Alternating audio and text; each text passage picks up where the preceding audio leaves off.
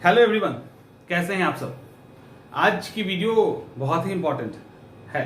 जो अभी मेंस का फॉर्म भरा जाना शुरू हो गया है, मेंस का एग्जामिनेशन 5 जून को एक्सपेक्टेड है। हम मान के चल रहे 5 जून को ही आपका एग्जाम होगा। ऐसे में कुछ टिप्स एंड ट्रिक्स की जरूरत है। टाइम कम है और बेहतर परफॉर्मेंस करना है, दोनों ही काम करना है। टाइम कम है और बेहतर करना है। कैसे होगा?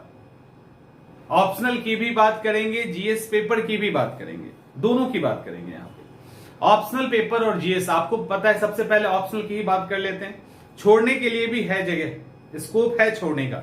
ऑप्शनल पेपर की बात करते हैं। ऑप्शनल पेपर के अंदर अब आपका जो पेपर है एक पेपर में सिमट गया है। पहले 2 पेपर था। 2 पेपर का मतलब स्कोप क्वेश्चंस के ज्यादा थे, ज्यादा स्कोप था। अब स्कोप कम हो गया है। उस 2 एक ही पेपर में बना दिया गया है। उसी के अंदर section A, B, C and D है। जस्ट फॉर एग्जाम्पल के लिए हम लोग लेते हैं हिस्ट्री। हिस्ट्री के अंदर एंशिएंट हिस्ट्री भी पूछा जाएगा। हिस्ट्री के अंदर मिडावल भी है, वर्ल्ड भी है, मॉडर्न हिस्ट्री भी है। राइट, जस्ट मैंने एग्जाम्पल के रूप में हम ले रहे हैं।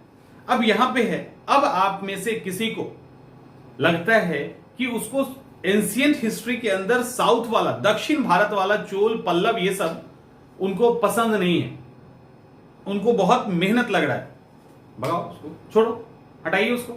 ठीक है, एकदम भगा दीजिए सिलेबस से। आप सिर्फ नॉर्थ इंडिया वाला कर लीजिए, यानी आप सिंधु कर लीजिए, गुप्ता कर लीजिए, मौर्य कर लीजिए, ये कर लीजिए, हो गया। मिडावल हिस्ट्री के अंदर आइए। मिडावल हिस्ट्री के अंदर इधर उधर वाला, राजपूत काल जैसे मान लो पढ़ लो, और इधर उधर वाला चोल वोल वाला छोड़ दीजिए। अब आपको यहां पे मिडावल हिस्ट्री के अंदर अगर आपको लगता है कि दिल्ली सल्तनत और मुगल हमको अच्छा लगता है, दिल्ली सल्तनत और मुगल के साथ चले जाइए, बाकी छोड़ दो। आप क्वेश्चन बना लेंगे आराम से, आप आराम से क्वेश्चन सॉल्व कर लेंगे।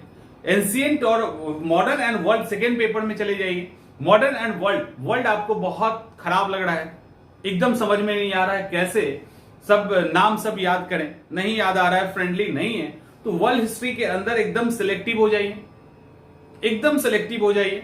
जो मेन है, first world war, second world war, अमेरिकी क्रांति, ये वो टाइप का पढ़ लोगे, क्वेश्चन पक्का आना है, आप कर लेंगे। इधर ऊट पटांग वाला सबको छोड़ दीजिए, और वो आसान भी है। और मॉडर्न हिस्ट्री को मजबूत कर लीजिए। ये हिस्ट्री था जो एकदम ट्रेडिशनल सब्जेक्ट है, उसको एक नॉन ट्रेडिशनल में आ जाते हैं, जैसे फिलॉसफी। अब फिलॉसफी कम स्टूडेंट होंगे, एग्जाम्पल के लिए मैं बता रहा हूं। फिलॉसफी के अंदर जो पढ़ना होता है वो पढ़ना होता है इंडियन एंड वेस्टर्न फिलॉसफी, पहले पेपर के अंदर है। दूसरे पेपर के अंदर है social and political philosophy and religion philosophy, जिसमें कंपेयर करेंगे तो Indian philosophy and religion philosophy आसान होता है। यहां भी पेपर कंबाइंड कर दिया गया है, तो यहां पे जब आप पढ़ोगे तो इंडियन फिलॉसफी भी आसान होता है, वेस्टर्न भी आसान होता है। वेस्टर्न के अंदर एक पार्ट होता है, फिलॉसफी वाले जानते हैं, वो है कंटेम्पररी फिलॉसफी। वो काफी टफ माना जाता है, दिक्कत होती है। छोड़ दीजिए ना, कहां पढ़ने की जरूरत है, मत पढ़ो।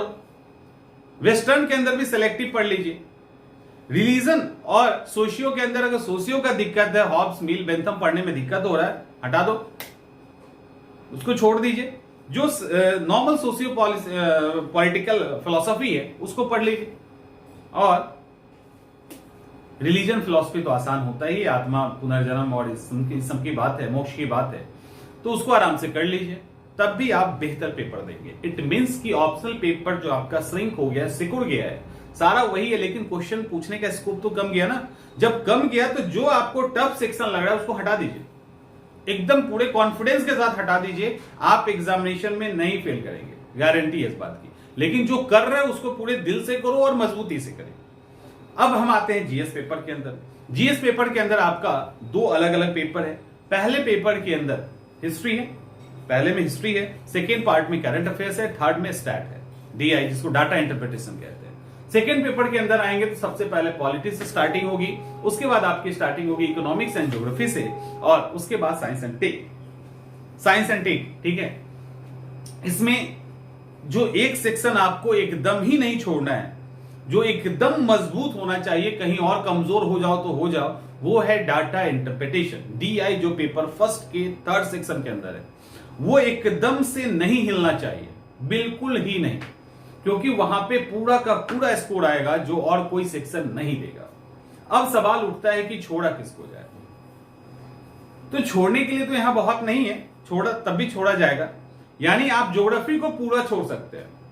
आपको अगर छोड़ने का मन करे तो ज्योग्राफी के सेक्शन को पूरा छोड़ दीजिए, एकदम मत पढ़िए। तो एक बहुत बड़ा जो हिस्सा है जीएस का वो निकल जाएगा वहां।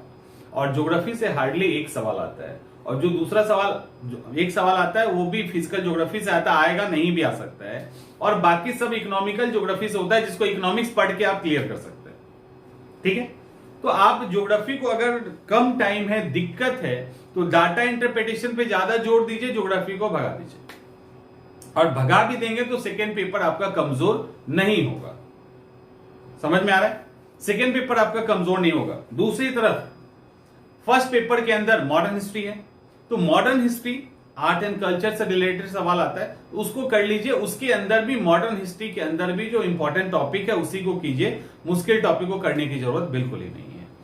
तो यहां पे हम इस वीडियो को बनाने का मकसद ये था कि ऑप्शनल पेपर के अंदर जो भी सेक्शन आपको बहुत मुश्किल लगता है उसको पूरे कॉन्फिडेंस से हटा दीजिए, कोई दिक्कत नहीं होगी। जीएस पेपर के अंदर डीआई पे पूरा फोकस कीजिए, ज्योग्राफी को पूरा हटा दीजिए, कोई दिक्कत नहीं होगी। तो मुझे लगता है कि एक बड़ा बोझ आप हटा लेंगे। ज्योग्राफी छोटा नहीं होता है, जब पढ़ने बैठेंगे तब समझ में आता है ना कितना लेंथी सब्जेक्ट है अपने आप में।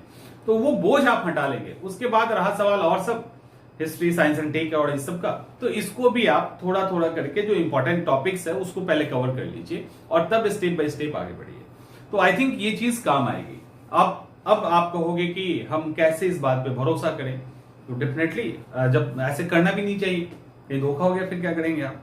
तो अब आप जाके क्वेश्चन पेपर को देखिए, इस वीडियो को देखने के बाद क्वेश्चन पेपर को देखिए, ज्योग्राफी का क्वेश्चन देखिए, तो एक उसी समय समझ में आ जाएगा कि किस तरह से, क्योंकि एनालिसिस किया जाता है ना, ये आप सब नहीं कर सकते, आप लोग अभी नहीं कर सकते, हम लोग वहां से निकल चुके हैं बाहर, तो करना आसान हो जाता है क्योंकि उस फील्ड में भी रहे हैं और अभी लगातार काम भी कर रहे हैं, तो चीजें आसान हो जाती है। तो वहां पे आप अब देखेंगे तब आपको समझ में आ जाएगा कि रियली में अलग है। ठीक है, इसको हटाया जा सकता है, पूरा बड़ा सेक्शन ही हट जाएगा, बाकी और सब जगह पे ध्यान दे दीजिए। इसी तरह से ऑप्शनल पेपर में मैंने जो बोला है वो भी आप कर सकते हैं। जो टफ सेक्शन है ऑप्शनल पेपर का, हर सब्जेक्ट के अंदर आता है, वो हिस्ट्री, ज्योग्राफी, पॉलिटी, फिलोसफी हटा दीजिए एकदम। फिलोसफी, पॉलिटी के अंदर थिंकर्स आते हैं, अगर दिक्कत हो रही है तो जो इंपॉर्टेंट थिंकर है उसको कीजिए, बाकी को साइड कीजिए, नहीं रुकेगा। इसके कारण एग्जामिनेशन आपका नहीं रुकेगा। आई थिंक ये काम आ जाएगा आपके वीडियो, और नहीं आया कोई बात नहीं, छोड़ दीजिएगा, सोचिएगा कि सुने ही नहीं।